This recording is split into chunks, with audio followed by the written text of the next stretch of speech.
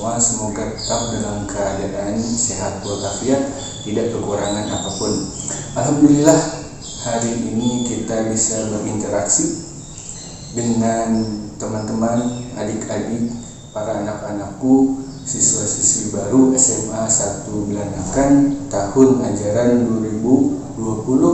2020-2021. Walaupun interaksinya dengan jarak jauh atau dengan online, tetap jaga kondisi tubuh, kondisi badan, cuci tangan sebelum dan setelah melakukan aktivitas, pakai masker, jaga jarak jika keluar rumah, dan kerumunan, olahraga yang teratur, makan makanan yang bergizi, kemudian tidur atau istirahat dengan cukup.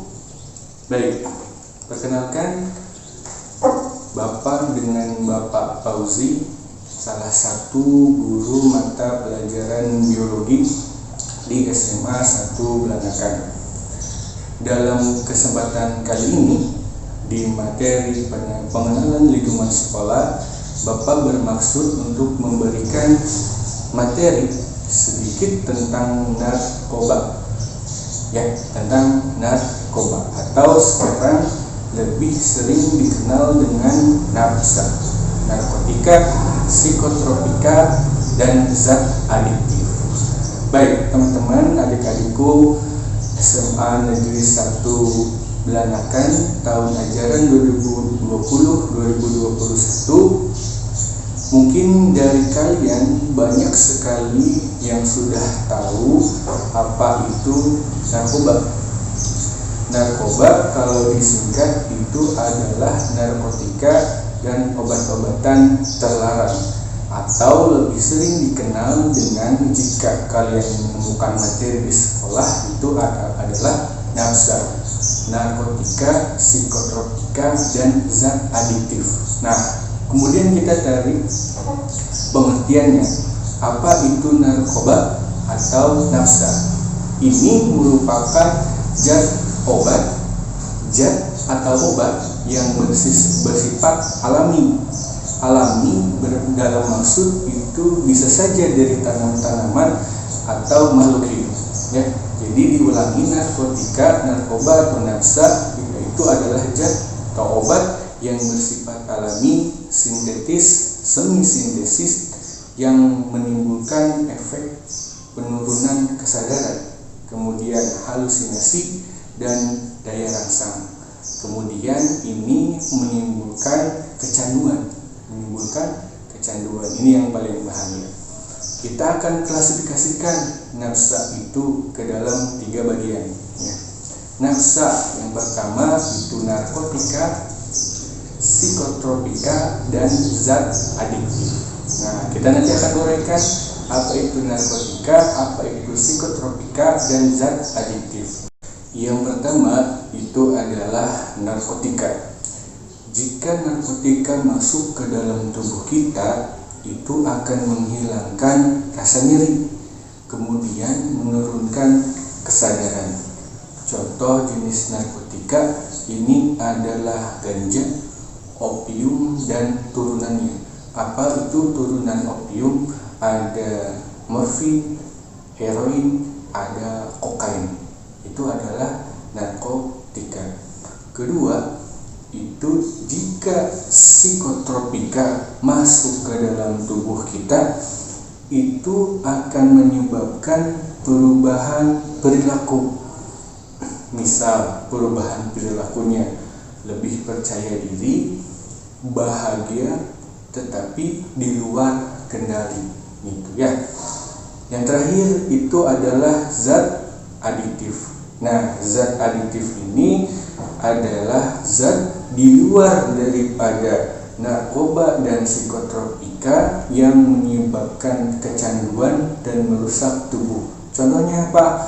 Rokok dan alkohol. Nah, tadi sudah dijelaskan tentang pembagiannya, ada 3, narkotika, psikotropika, dan zat adiktif, dan contoh-contohnya. Sekarang gejala yang akan ditimbulkan ada 3. Yang pertama itu adalah stimulan. yang kedua itu adalah depresan, dan yang ketiga itu adalah halusinogen. Yang pertama, stimulan. Apa itu stimulan? Nah, sebelum kalian memahami stimulan, depresan, halusinogen, ada baiknya kalian mengingat materi sistem saraf di SMP tentang sel saraf dan gerak sel saraf. Jadi kita itu bergerak dilakukan oleh bantuan yang namanya sistem saraf. Contoh, nanti jika ada sel saraf, hubungannya nanti masuk ke jaringan. Setelah jaringan akan mengantarkan ke otak. Nah, misal ketika seseorang ada yang memanggil, misalnya seseorang tertentu yang memanggil, itu ada rangsangannya akan diterima oleh telinga. Nah, rangsangan yang diterima oleh telinga itu akan diteruskan ke otak. Reaksinya apa? Reaksinya adalah nengok atau nanti mengucap. Apa seperti itu? Itu adalah mekanisme sederhana gerakan yang dilakukan atau peristiwa yang terjadi ketika sel saraf itu baik atau berjalan sesuai dengan fungsinya. Nah, kembali lagi mengenai gejala yang tadi. Yang pertama, stimulan. Stimulan itu mempercepat laju daripada rangsangan. Nah, yang tadinya standar, karena ada zat stimulan ini mempercepat laju dari rangsangan. Karena apa? Karena di dalam obat-obatan itu ada senyawa yang namanya dopamin. Dopamin ini meningkatkan rangsangan. Jadi kondisinya nanti dia cepat akan merasakan percaya diri, kemudian bahagia, kemudian hiperaktif. Nah, itu adalah contoh daripada zat-zat yang menimbulkan namanya stimulan. Sekarang zat yang depresan, kebalikannya. Jika tadi stimulan itu untuk meningkatkan rangsangan atau sel-sel saraf, sekarang yang depresan itu memperlambat susunan pergerakan sel-sel saraf atau stimulusnya atau impulsnya sel-sel saraf. Jadi makin lambat. Nah, kondisi ini mengakibatkan dia akan loading atau loadingnya lama. Jadi kalau dipanggil nggak sadar, kalau diajak ngobrol apalagi tidak sadar. Nah, ini adalah hal-hal yang menyebabkan kondisi tubuh oleh zat aditif yang sifatnya depresan seperti itu. Nah, kemudian ada lagi yang namanya halusinogen. Nah, kalau ini ketika zatnya masuk ke dalam tubuh seseorang akan tidak sinkron antara kondisi realita dan apa yang dia jalani, seperti yang menyebabkan perspektif yang berbeda antara mimpi dengan kehidupan nyata. Ngebayang aja, gitu ya. Nah, diulang, tadi ada gejalanya, ada yang stimulan, depresan, dan halusinogen. Selanjutnya kita akan bahas dampak narkoba atau nafsa bagi tubuh kita. Narkoba dan dampaknya bagi kesehatan tubuh kita. Yang pertama, kita mulai dari bagian yang paling atas dan yang paling utama terlebih dahulu, karena ini hubungannya yang paling utama dengan saraf. Jadi kita mulai dengan dampaknya ke dalam otak. Jika terus-menerus mengkonsumsi narkoba, itu akan mengakibatkan kebingungan. Jadi bingung tuh, dia tidak sadar, antara sadar dan tidak sadar. Cepat hilang ingatan. Mau menghafal pelajaran atau menghafal Al-Quran itu lebih susah diingatnya dibandingkan dengan yang normal, karena sel sarafnya sudah banyak yang terganggu. Dan yang paling penting, ini bisa mengakibatkan gangguan kejiwaan. Itu yang paling parah. Bahkan nanti akan terjadi yang namanya kematian. Itu adalah dampak ke otak. Sekarang kita turun ke bawah ke paru-paru. Kok bisa Pak? Bisa berdampak ke paru-paru?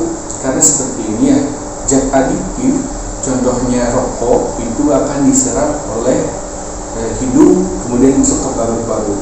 Beberapa narkoba itu ada yang diserap melalui hidung. Dampaknya ke dalam tubuh, paru-paru itu akan berakibat fatal. Ya, akan penumpukan namanya zat-zat berbahaya di dalam tubuh kita di bagian paru-paru. Kemudian dampaknya kepada saluran pernapasan yang akan terus mengalami gangguan. Napasnya akan tersendat, lebih mudah capek, lelah, dan pokoknya gangguan pernapasan akan terganggu. Kemudian kita berlanjut ke masalah organ yang terdampak jika mengkonsumsi narkoba, yaitu hati. Nah, hati ini di dalam tubuh kita salah satu fungsinya itu adalah untuk mengeluarkan racun. Bukan semata-mata mengeluarkan racun, tapi mengolah dulu zat-zat yang berbahaya baru nanti dikeluarkan. Nah, ini jika terus-terusan masuk obat-obatan yang berbahaya, akan terjadi yang namanya sirosis. Sirosis itu hatinya sudah mulai kacau, bahkan bisa saja nanti membusuk. Itu hati. Kemudian jantung. Nah, jantung itu berfungsi untuk memompa darah atau nanti mengalirkan darah. Bisa saja nanti dengan bantuan paru-paru menukarkan oksigen dengan CO2. Nah, jantung ketika masuk zat-zat seperti depresan itu akan bekerja lebih kencang, jadi lebih kencang. Yang tadinya stabil ketika ada depresan masuk itu akan lebih kencang. Sebaliknya, misalnya masuknya itu ada stimulan, itu akan melambatkan detak daripada jantung. Nah, ini kedua ini akan mengakibatkan namanya aritmia. Aritmia itu tidak stabilnya detak jantung, kondisi jantung yang berubah-ubah, kacau kayak gitu dah. Bisa menjadi fatal akibatnya jika jantung terlalu kencang dan jantung terlalu lambat. Jika terlalu jika terlalu kencang itu akan menyebabkan stroke jika kolesterolnya banyak di dalam tubuh kita. Ya, kemudian kalau misalnya lambat itu mungkin akan terjadi yang namanya kematian. Nah, itu seram sekali ya. Setelah tadi otak, paru-paru, hati, jantung, kita ke organ pencernaan. Salah satunya itu adalah lambung. Ketika nafsa masuk ke dalam tubuh kita, itu akan mengakibatkan meningkatnya HCl atau asam lambung. Contoh kalau misalnya perokok kemudian yang minum minuman alkohol itu berdampak pada HCl-nya akan meningkat. Kemudian yang paling penting juga itu adalah terganggunya reaksi metabolisme di dalam tubuh kita. Nah, nanti metabolisme kalau belajar di SMA itu akan dipelajari kelas 12. Cuman singkatnya, metabolisme itu nanti mengakibatkan makanan akan dirubah jadi energi. Nah, kalau misalnya ini terganggu, proses pengambilan energi dari makanan itu akan terganggu, cepat lemas, kemudian kurus, kerempeng, itu yang akibat daripada konsumsi nafsa. Nah, itu ya. Kemudian lari ke kulit kita. Nanti kulit akan terjadi yang namanya kekeringan karena terjadi dehidrasi.